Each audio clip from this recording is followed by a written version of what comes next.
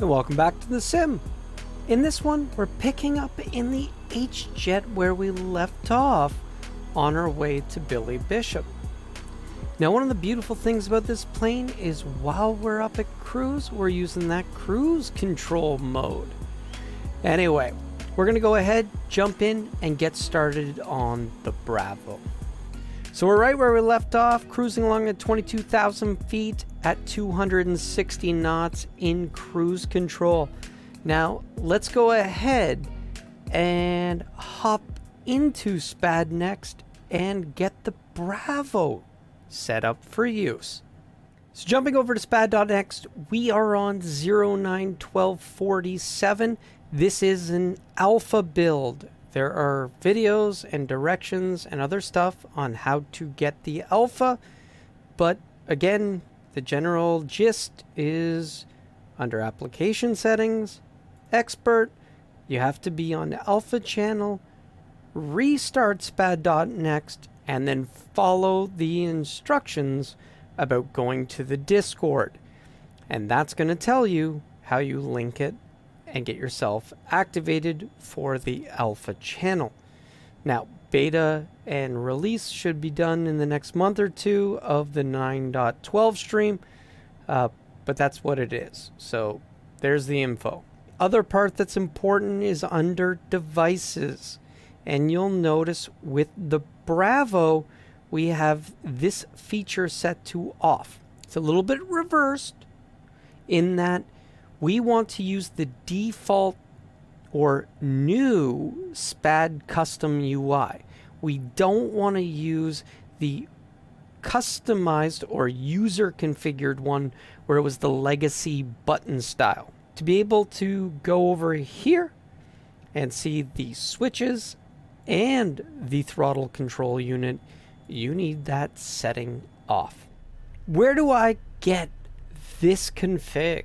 That's usually what happens first. Forget wanting to learn how to do it. Don't worry. As mentioned, you do need to be on the alpha because at this point, the release can't understand all of this other stuff. If you're not on the alpha, you have to wait till the release catches up. That would be why you can't find it. Digressing. Click on any button or switch. Go to Online Snippets. What you want to do with the Bravo throttle quadrant is now scroll till you find complete device. Search for HJet. Now notice I may not have all possible liveries. If when you do this, even though you're sitting in a Honda Jet or HJet and you don't see it, you may have to come to only for this aircraft and deselect it. That way you will find it, right? If you're in a different livery than what I saved it with. Once you've done that, you click OK. It's going to ask you, do you want to replace all events? You say yes, just like I did, even though they were already there. Hit save. So now everything is mapped, and as we jump into the configuration, you're going to see exactly how it operates. We're going to do this one real quick because we went in very thorough about each setting in the last video for the HJet. So starting off on the control knob. Now normally what happens is over here on the encoder, we're going to use conditions, and those conditions are going to reference how each knob press is done, and those conditions are simply looking at which button, because this knob is a bunch of buttons, which one it's on. However, for fun, I like to add that in every switch position, I go ahead and use the text-to-speech feature. So what this does for us is it allows us to have the system say speech. We can adjust the volume if it's too loud and you want it lower. But basically, on altitude, it's going to say alt. When we switch to VS, it's going to say VS. Heading's going to say heading. Moving along on the heading button, we've gone ahead, we've set the change button light based on the horizontal mode enum. So for your horizontal or lateral modes for the autopilot, it's an enum. Basically, 0 is pitch, 1 is heading. So the different modes have a different number. And if it doesn't equal 1, we turn it off. If it equals 1, we turn it on. For a short button press, we're doing the heading pushed LVAR, which we increment by 1. We set limits because that way we'll do a rollover, 0 to 1. If it's already a 1 and is on, this will toggle it back to 0 because we allowed the rollover. Perfect. Easy. Don't have to worry about it. For a long press, we're implementing the AS1000 PFD heading sync. This is a key event, which means it's not actually an H event, so it doesn't really need the G1000. It's basically saying copy the heading indicator to the heading bug and sync it. So it's taken care of. So that's how I sync the heading bug.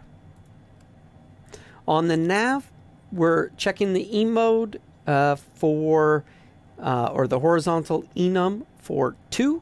If it's not 2, turn off the light. If it is 2, turn on the light.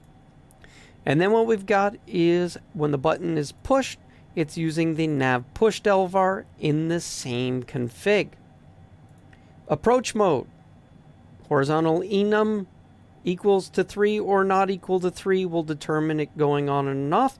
And we're triggering the approach mode armed LVAR with a 1. On the reverse, I use this for VNAV. And so we're looking at the vertical mode. 4 is the vertical mode used for VNAV. And the trigger event is to toggle, again, same way. Use that limits, rollover, 0 to 1, and an increment. That is the XML-var VNAV button value. Same thing we use with the G1000 NXI, as well as some of the other sim planes that do support it. Under altitude, this is your vertical mode 1. So if it's altitude hold, and again, you got the altitude button pushed. So alt pushed with that increment. Note 0 would be pitch mode. VS, you're going to change the button light based on a enum of 2. And same thing, we got a button, VS pushed, LVAR incremented by 1, add that rollover. For IAS or speed mode, we've got speed mode being enum of the vertical mode of 3. We're going to send the flight level change pushed var by 1. And then on the long press, we're going to toggle and increment in the same way. The airspeed is in Mach LVAR. So that's going to do the switch over between IAS speed and Mach speed when we hit that changeover around 27,000 feet or so. Now where we do a lot is over here on the rotary encoder. So there's a lot of conditions applied because unlike the Logitech multi-panel, it's not directly tied to the switch on the left-hand side. So instead what we're doing is we're looking at the buttons. So altitude mode is equal to the button 21 being a 1. And 19 is going to be when it's heading. You've got 17 when it's going to be in speed mode. And then you have 18 and 20. Those are your different vertical hold modes.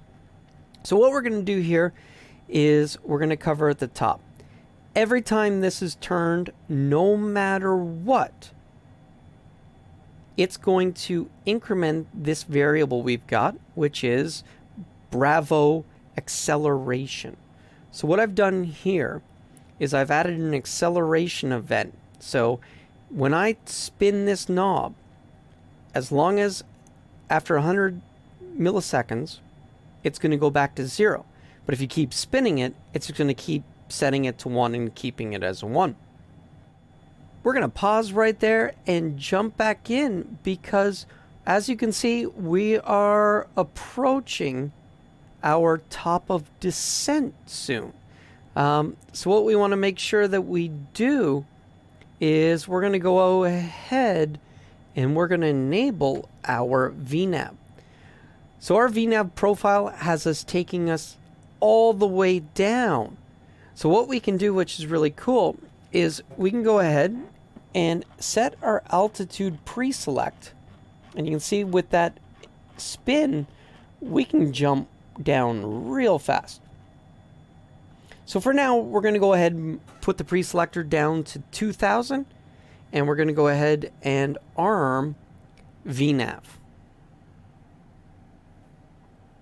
Why it went into takeoff mode? That was weird.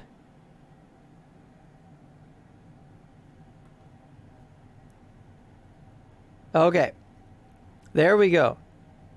Now it fixed itself. So that looks like takeoff was left over from when we were climbing, and it got a little bit confused.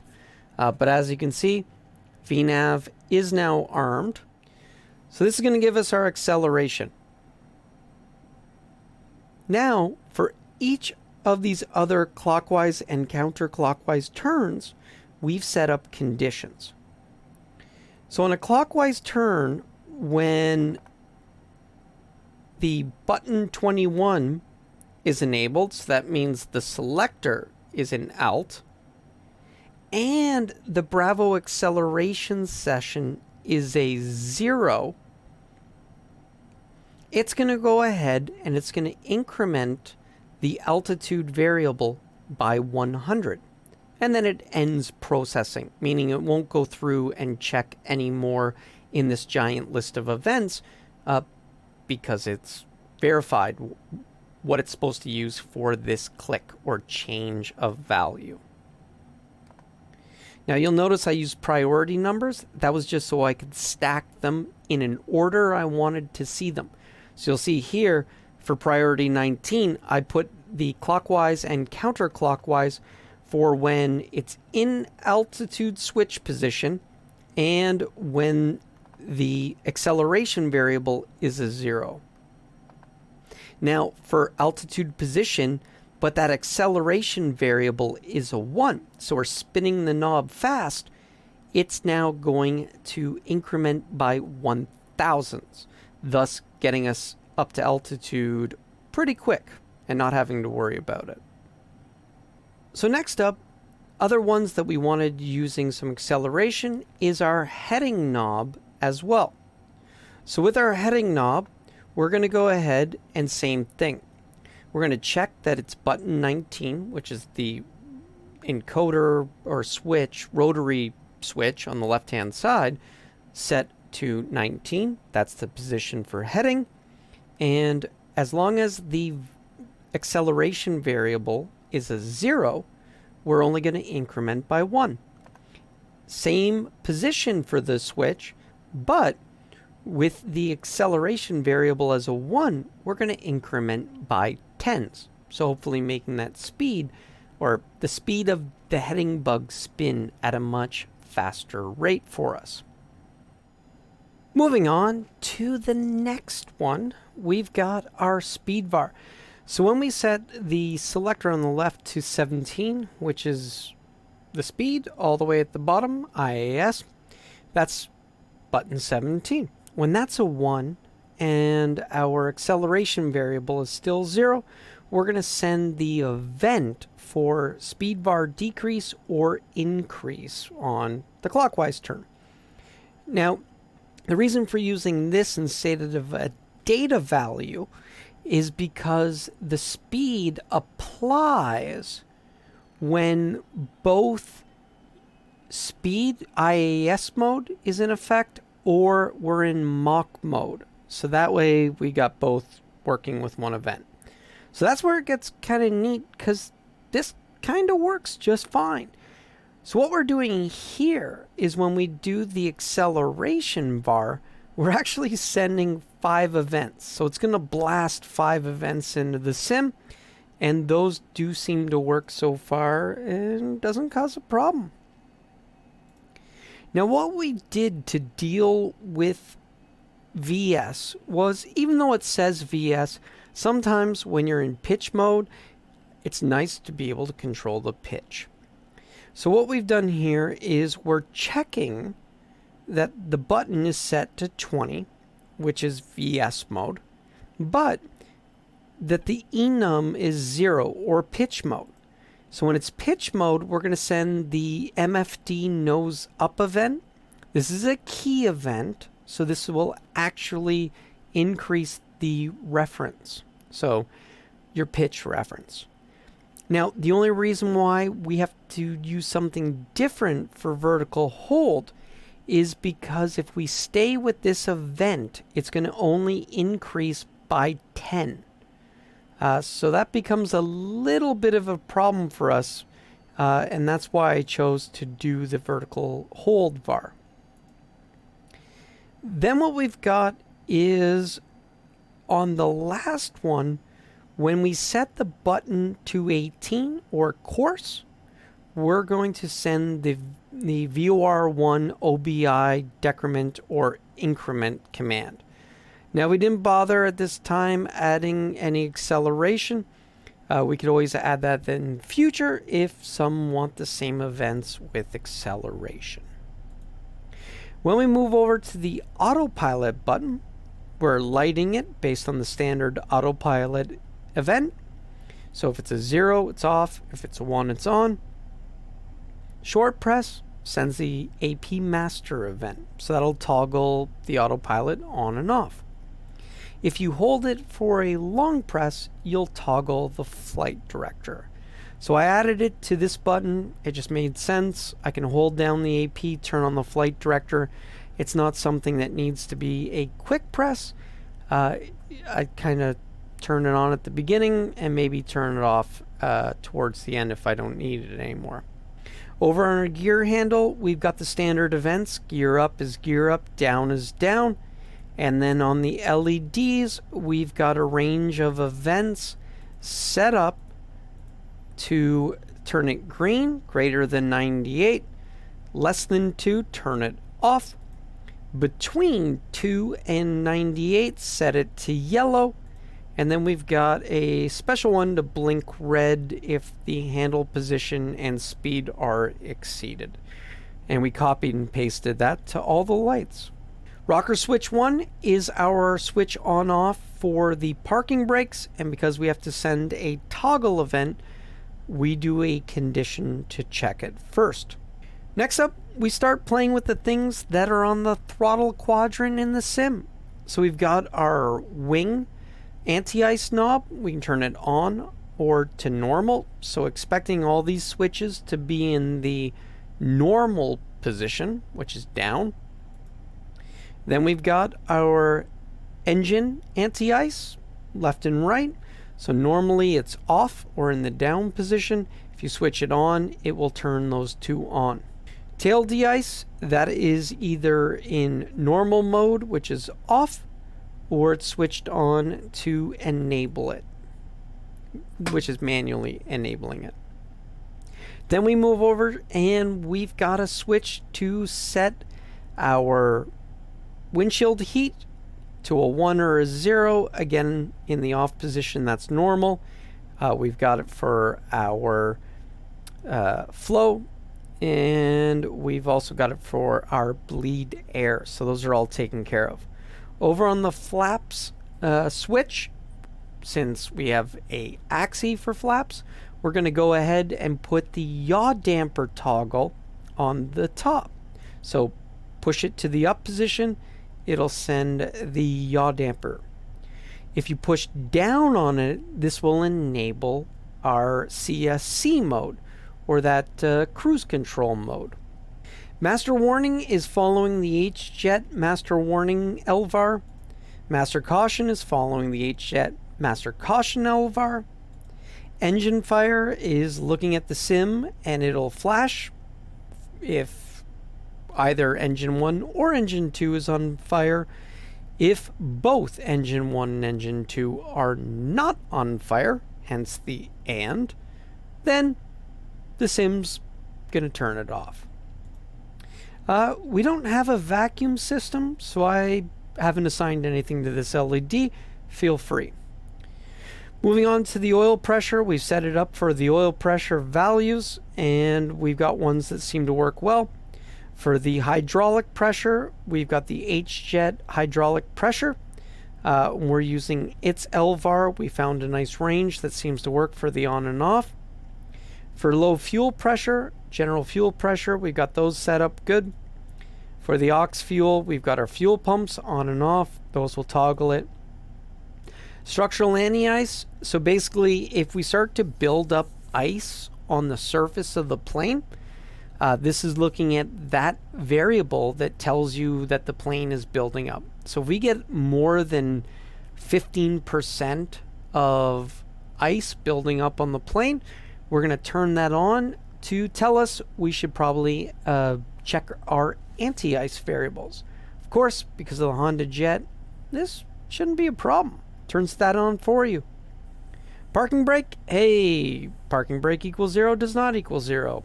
Turn on the light. Starter engaged, so again, the engine starters.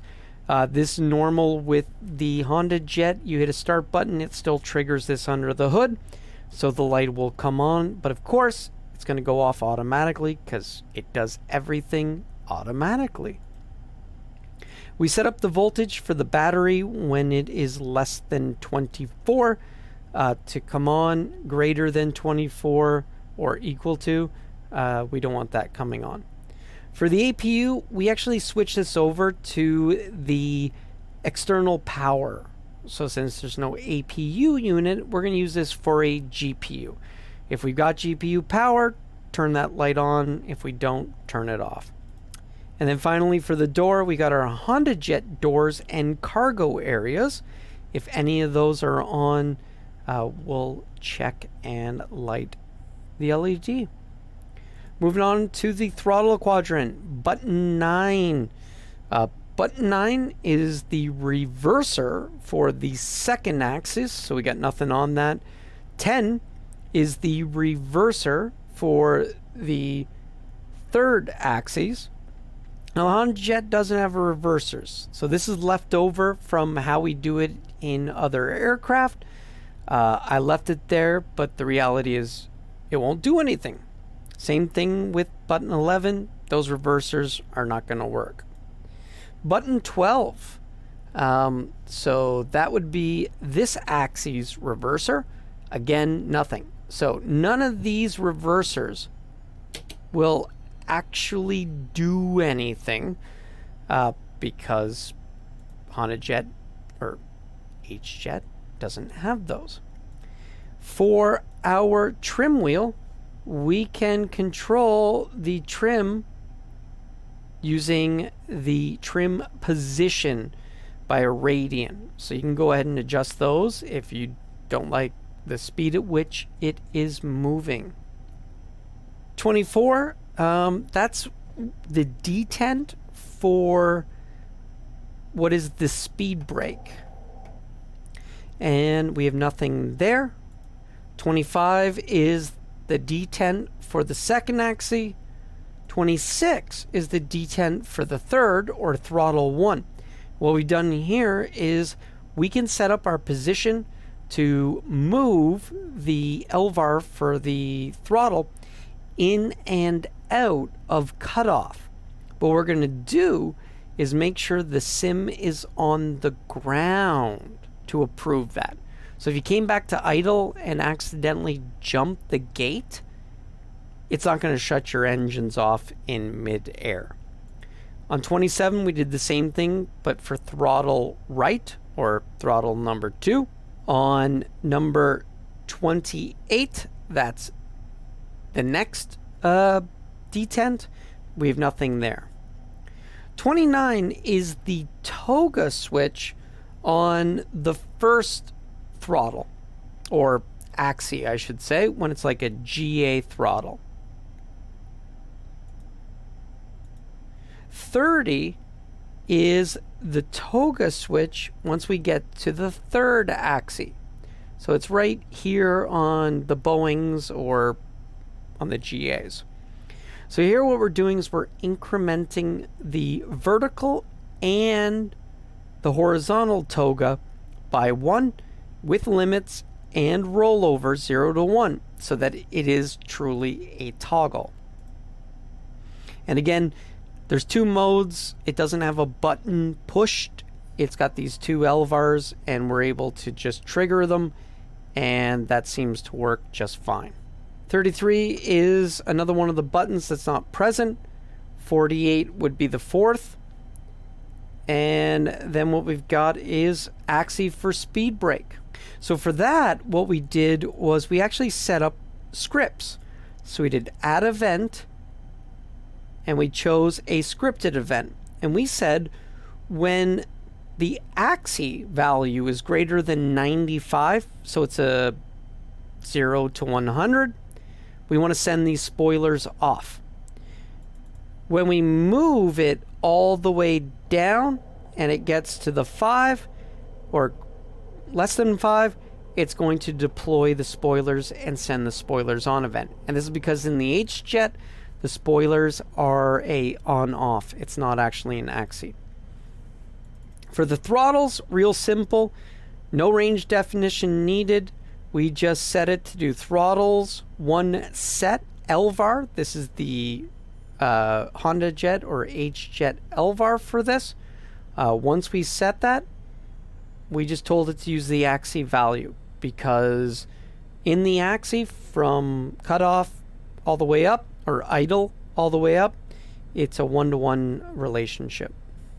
Throttle 2, same thing, only pointing it to the throttle 2 LVAR. Nothing on the next axis, and then finally nothing on the flaps. Standard thing. We're just using flaps with auto to detent, so that way when we move it to the middle, it's enough to do half flaps. And then all the way to the bottom will be the full landing flaps. It looks like we're already down to 2,000, and we're making the turn back to VOLAC to start our approach. So as you can see, we're in NAV mode because we're following the FMS, and we are currently in altitude hold because VNAV got us all the way down to our 2,000 foot constraint. So now we're going to go ahead, we'll start getting ourselves configured.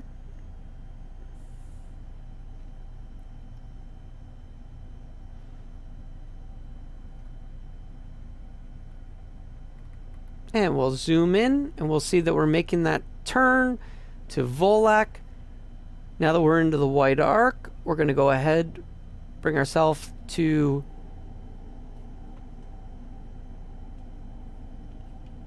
and as you can see, it's a 3-position flaps. And like we said, the speed brakes are really an on-off. So we set that up to off-on. Makes life way easier. And we've got all those switches set up for our anti-ice, as well as our other pneumatics. And like pneumatics. And like I said, the bottom is the normal position, because for some reason this one's on-off. One would have thought they would have automated this as well, but apparently the HJet, one of the switches that didn't. So here we are, we're going ahead, we're on our turn. We've got our speed down, nice. So we got our flaps out. We'll bring ourselves back to about 52% N1. So we're inbound now on the turn from Desgu to Alegi, which is our FAF. We were set up to use VNAV, but one of the things I realized is we haven't shown using one of the other ones. So we're going to go ahead, we're going to go to VS. We're going to enable VS mode. Sorry, VS mode. And we're going to descend at, say, 400 feet per minute. And what that does as well is it shows us the banana on the MFD. And so we just saw the banana show up, so we know where we're going to be when we reach our altitude of 1700, which is perfect because that means we'll level off and we'll approach the glide slope or glide path from below. Though with Microsoft Flight Sim, unfortunately, it kind of doesn't actually go above with a glide path. You have to intercept exactly at it. But anyway, digressing. So with that, we're going to go ahead and arm approach mode. And so, of course, nav mode goes out because approach mode for GPS is now locked. So it stays saying FMS on our FMA, or the annunciations, right? So up here it says FMS still, but it's in approach mode.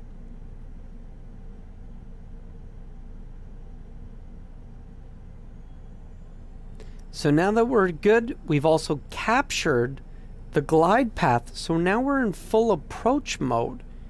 It's captured the glide path, and we're going to intercept, and at Oleggy, we should begin going down towards the runway. So we're going to go ahead, put our gear down, and there we see the glide path coming in. I think this is late. This seems wrong. Probably a default scenery problem. We're going to slow up. We're going to go ahead and put in full flaps. Ooh, one thing we forgot to do was jump to performance. Speed bugs, we need load from sim. Get those on. And VREF is 108. Good to know. That, there's no way that's going to land us. So I would say this one's way off. So autopilot's off, and we'll do this ourselves.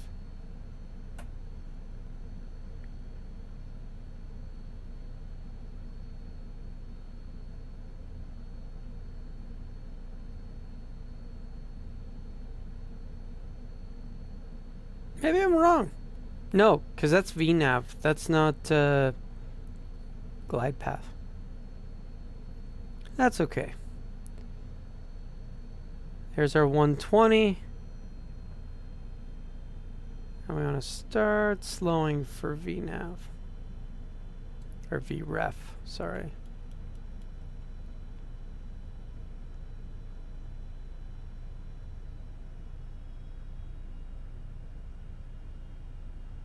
There's VREF.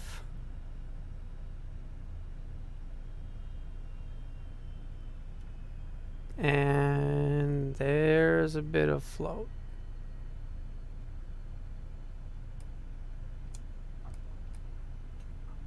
Okay, not too bad. But we'll have to roll out to the end of the runway and taxi back.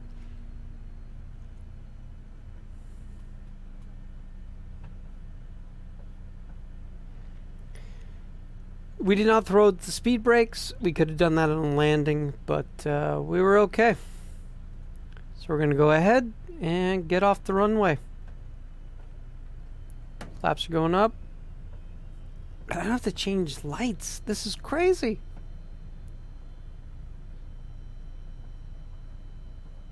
We go ahead and hold that to turn off our flight director, which we can see here. Turning off flight director, you still see yaw damper and glide path. Those LEDs should go out. So, bug. Even right now, we should not have to turn off approach mode. Turn that off. Flight director should have turned off all modes when you disabled the flight director while the autopilot is off. If the autopilot's on, you can't disable the flight director. But anyway, Well, there you have it. We're down at Billy Bishop, Toronto City Centre Airport. With that, we're going to go ahead and cut the video here. Thanks for sticking around. If you could, hit that like button. And if you haven't already, think about subscribing. It's great for the channel. As always, thanks for watching. Have a great day.